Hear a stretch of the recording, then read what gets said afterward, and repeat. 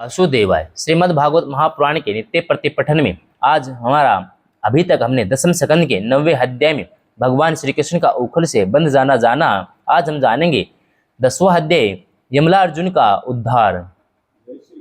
राजा परीक्षित ने पूछा, भगवान आप कृपा करके यह बतलाइए कि नल कुबर और मणिगिरु को शाप क्यों मिला? उन्होंने ऐसा कौन सा निंदित कर्म किया था जिसके कारण परम शांत देवर्षि नारद जी को भी क्रोध आ गया? श्री सुखदेव जी ने कहा, परीक्षित, नल कुबर और मणिगिरु ये दोनों एक तो धन अध्यक्ष कुबेर के लाडले लड़के थे, दूसरे इनकी गिनती हो गई थी रुद्र भगवान के अनुचरों में। इससे उनका घमंड बढ़ गया। एक दिन वे दोनों मंदाकिनी के तट पर कैलाश के रमणीय उपवन में वारुणी मदिरा पीकर मद उन्मत्त हो गए थे। नशे के कारण उनकी आंखें घूम रही थी। बहुत सी स्त्रियां उनके साथ गा बजा रही थी। वे पुष्पों से लदे हुए वन में उनके साथ विहार कर रहे थे। उस समय गंगा जी के पात पात के कमल खिले हुए थे। वे स्त्रियों के साथ जल के भीतर घुस गए और जैसे हाथियों का जोड़ा हथिनियों के साथ जल क्रीड़ा कर रहा हो, वैसे ही वे उन युवतियों के साथ तरह तरह की क्रीड़ा करने लगे। परीक्षित, संयोगवश उधर से परम समर्थ देवर्षि नारद जी आ निकले। उन्होंने उन धन अध्यक्ष युवकों को देखा और समझ लिया कि वे इसमें मत वाले हो रहे हैं। देवर्षि नारद को देखकर वस्त्रहीन अप्सराएं लज्जा गई। सांप के डर से उन्होंने तो अपने अपने कपड़े झटपट पहन लिए, परंतु इन यक्षों ने कपड़े नहीं पहने। जब देवर्षि नारद जी ने देखा कि ये देवताओं के पुत्र होकर श्रीमद के अंधे और मदिरा पान करके उन्मत्त हो रहे हैं, तब उन्होंने उन पर अनुग्रह करने के लिए शाप देते हुए कहा। देवर्षि नारद के शाप देने में दो हेतु थे। एक तो अनुग्रह है, उनके मद का नाश करना, दूसरे अर्थ श्री कृष्ण प्राप्ति। ऐसा प्रतीत होता है कि त्रिकालदर्शी देवर्षि नारद ने अपनी ज्ञान दृष्टि से यह जान लिया कि इन पर भगवान का अनुग्रह होने वाला है। इसी से उन्होंने भगवान का भावी कृपा पात्र समझकर ही उनके साथ छेड़छाड़ की। नारद जी ने कहा, जो लोग अपने प्रिय विषयों का सेवन करते हैं उनकी बुद्धि को सबसे बढ़कर नष्ट करने वाला है श्रीमद। धन संपत्ति का नशा, हिंसा आदि रजोगुणी क्रम और कुलीनता आदि का अभिमान भी उससे बढ़कर बुद्धि भ्रंशक नहीं है, क्योंकि श्रीमद के साथ साथ तो स्त्री, जुआ और मदिरा भी रहती हैं। ऐश्वर्य मद और श्रीमद से अंधे होकर अपने इंद्रियों के वश में रहने वाले क्रूर पुरुष अपने नाशवान शरीर को तो अजर अमर मान बैठते हैं और अपने ही जैसे शरीर वाले पशुओं की हत्या करते हैं।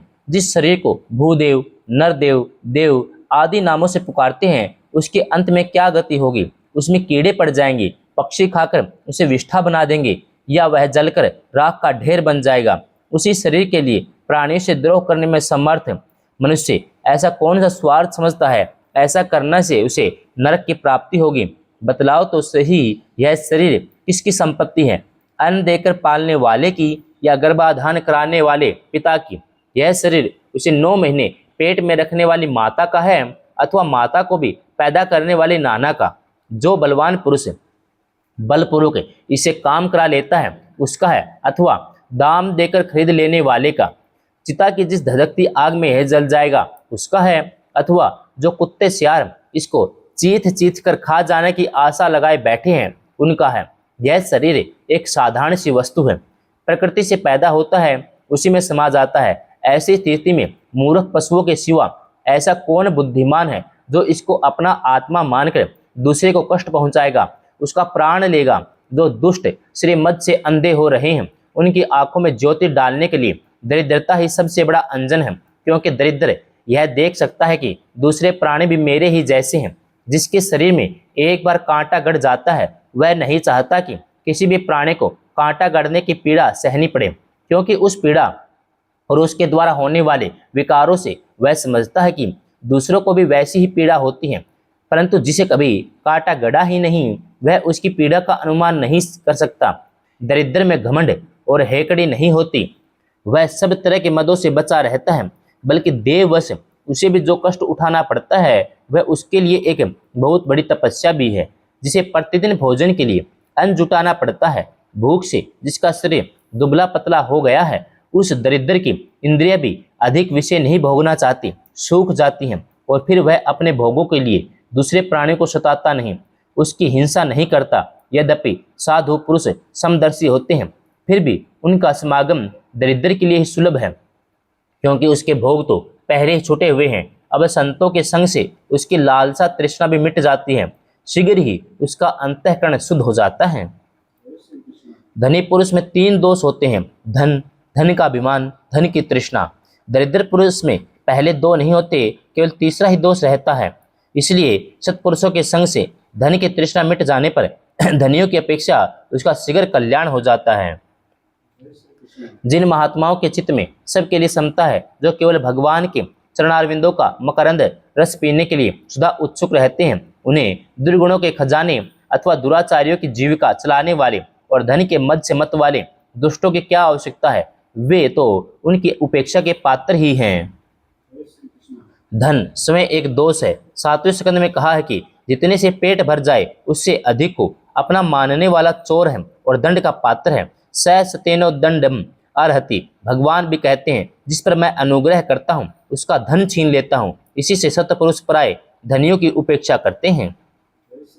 जिन महात्माओं के चित्त में सबके लिए क्षमता है, जो स्वयं केवल भगवान के चरणाविंदों का मकरंद रस पीने के लिए सदा उत्सुक रहते हैं, उन्हें दुर्गुणों के खजाने अथवा दुराचारियों की जीविका चलाने वाले धन के मद से मत वाले दुष्टों की क्या आवश्यकता है। वे तो उनकी उपेक्षा के ही पात्र हैं। ये दोनों यक्ष वारुणी मदिरा का पान करके मत वाले और श्रीमद से अंधे हो रहे हैं। अपनी इंद्रियों के अधीन रहने वाले इन स्त्री लंपट यक्षों का अज्ञान जनित मद मैं चूर चूर कर दूंगा। देखो तो सही कितना अनर्थ है कि ये लोकपाल कुबेर के पुत्र होने पर भी मद उन्मत्त होकर अचेत हो रहे हैं। इनको इस बात का भी पता नहीं है कि हम बिल्कुल नंग धड़ंग हैं, इसलिए ये दोनों अब वृक्ष योनि में जाने के योग्य हैं। ऐसा होने से इन्हें फिर इस प्रकार का अभिमान न होगा। वृक्ष योनि में जाने पर भी मेरी कृपा से इन्हें भगवान की स्मृति बनी रहेगी। मेरे अनुग्रह से देवताओं के 100 वर्ष बीतने पर इन्हें भगवान श्री कृष्ण का सानिध्य प्राप्त होगा और फिर भगवान के चरणों में परम प्रेम प्राप्त करके ये अपने लोक में चले जाएंगे। श्री सुखदेव जी कहते हैं, देव ऋषि नारद इस प्रकार कहकर भगवान नर नारायण के आश्रम पर चले गए। साप वरदान से तपस्या क्षीण होती है। नल कुबर मणिगिरु को साप देने के पश्चात नर नारायण आश्रम की यात्रा करने का अभिप्राय है कि फिर से तप संचय कर लिया जाए। मैंने यक्षों पर अनुग्रह किया है, वह बिना तपस्या के पूर्ण नहीं हो सकता। इसलिए अपने आराध्य देव एवं गुरुदेव नारायण के सम्मुख अपना कृत्य निवेदन करने के लिए नलकुबर और मणिगिरु ये दोनों एक ही साथ अर्जुन वृक्ष होकर यमलार्जुन नाम से प्रसिद्ध हुए। भगवान श्री कृष्ण ने अपने प्रेमी परम भक्त देवर्षि नारद की यह बात सत्य करने के लिए कि धीरे धीरे उखल घसीटते हुए उस ओर प्रस्थान किया जिधर यमलार्जुन ने वृक्ष थे। भगवान ने सोचा कि देवर्षि नारद मेरे अत्यंत प्यारे हैं, ये दोनों भी मेरे प्यारे भक्त कुबेर के लड़के हैं, इसलिए महात्मा नारद ने जो कुछ कहा उसे मैं ठीक है उसी रूप में पूरा करूंगा। भगवान श्री कृष्ण अपने कृपा दृष्टि से उन्हें मुक्त कर सकते थे, परंतु वृक्षों के पास जाने का कारण यह है कि देवर्षि नारद ने कहा था तुम्हें वासुदेव का सानिध्य प्राप्त होगा। यह विचार करके भगवान श्री कृष्ण दोनों वृक्षों के बीच घुस गए। वृक्षों के बीच में जाने का आशय यह है कि भगवान जिसके अंतर देश में प्रवेश करते हैं उसके जीवन में क्लेश का लेश भी नहीं रहता। भीतर प्रवेश किए बिना दोनों का एक साथ उद्धार भी कैसे होता। वे तो दूसरी ओर निकल गए, परंतु उखल टेढ़ा होकर अटक गया। दामोदर भगवान श्री कृष्ण की कमर में रस्सी कसी हुई थी। उन्होंने अपने पीछे लुढ़कते हुए उखल को ज्यों ही तनिक जोर से खींचा त्यों ही पेड़ों के सारे जड़ें उखड़ गई। जो भगवान के गुण, भक्त वात्सल्य आदि सद्गुण या रस्सी से बंधा हुआ है, वह तिर्यक गति, पशु पक्षी या टेढ़ी चाल वाला ही क्यों न हो, दूसरों का उद्धार कर सकता है। अपने अनुयायी के द्वारा किया हुआ काम जितना यशकर होता है उतना अपने हाथ से नहीं, मानो यही सोचकर अपने पीछे पीछे चलने वाले उखल के द्वारा उनका उद्धार करवाया। समस्त बल विक्रम के केंद्र भगवान का तनिक सा जोर लगते ही पेड़ों के तने पृथ्वी पर गिर पड़े। उन दोनों वृक्षों में से अग्नि के समान तेजस्वी 2 सिद्ध पुरुष निकले। उनके चमचमाते हुए सौंदर्य से दिशाएं दमक उठी। उन्होंने संपूर्ण लोकों के स्वामी भगवान श्री कृष्ण के पास आकर उनके चरणों में सिर रखकर प्रणाम किया और हाथ जोड़कर शुद्ध हृदय से वे उनकी इस प्रकार स्तुति करने लगे।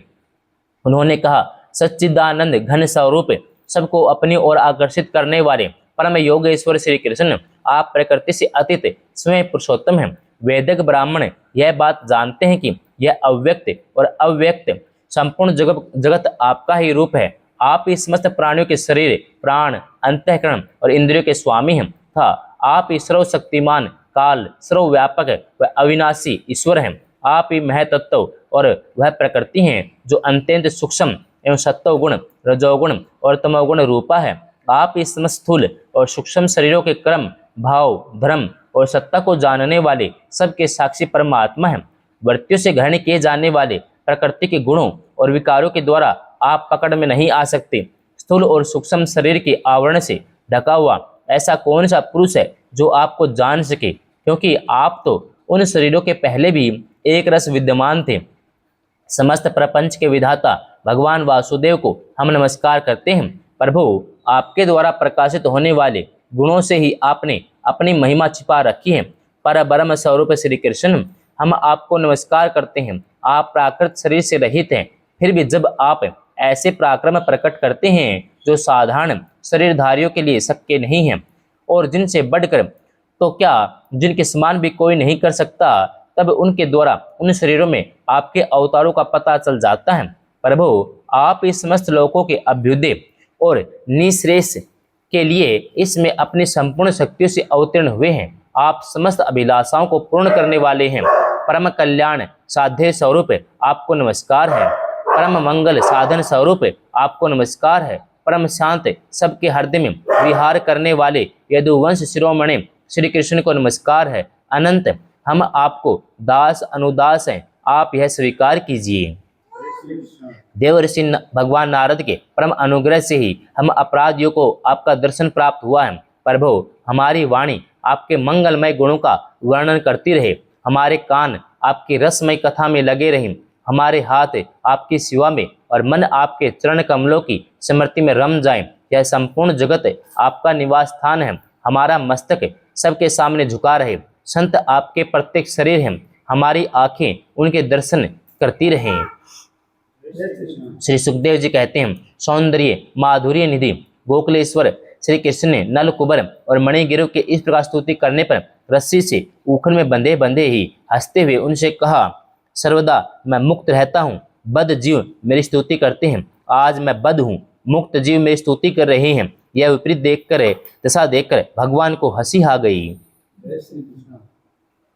श्री भगवान ने कहा, तुम लोग श्रीमद से अंधे हो रहे थे। मैं पहले से यह बात जानता था कि परम कारुणिक देवर्षि नारद ने शाप देकर तुम्हारा ऐश्वर्य नष्ट कर दिया है। इस प्रकार तुम्हारे ऊपर कृपा की, जिनकी बुद्धि समदर्शिनी है, हृदय पूर्ण रूप से मेरे प्रति समर्पित है, उन साधु पुरुषों के दर्शन से बंधन होना ठीक वैसे ही संभव नहीं है जैसे सूर्यदेव के होने पर मनुष्य के नेत्रों के सामने अंधकार का होना। इसीलिए नल कुबर और मणिगिरु, तुम लोग मेरे प्राण होकर अपने अपने घर जाओ। तुम लोगों को संसार चक्र से छुड़ाने वाले अनन्य भक्ति भाव की जो तुम्हें अभीष्ट है प्राप्ति हो गई है। श्री सुखदेव जी कहते हैं, जब भगवान ने इस प्रकार कहा तब उन दोनों ने उनकी परिक्रमा की और बार बार प्रणाम किया। इस प्रकार इसके बाद उखल से बंधे हुए सर्वेश्वर की आज्ञा प्राप्त करके उन दोनों ने उत्तर दिशा की यात्रा की। यक्षों ने विचार किया कि जब यह सगुण रस्सी से बंधे हुए हैं तभी तक हमें दर्शन हो रहे हैं, निर्गुण को तो मन से सोचा भी नहीं जा सकता। इसी से भगवान के बंधे रहते ही वे चले गए। स्वस्तसु उलूखल सर्वदा श्री कृष्ण गुणशाली एव भूया। उखल तुम्हारा कल्याण हो, तुम सदा श्री कृष्ण के गुणों से बंधे रहो। ऐसा उखल को आशीर्वाद देकर यक्ष वहां से चले गए। ओम नमो भगवते वासुदेवाय।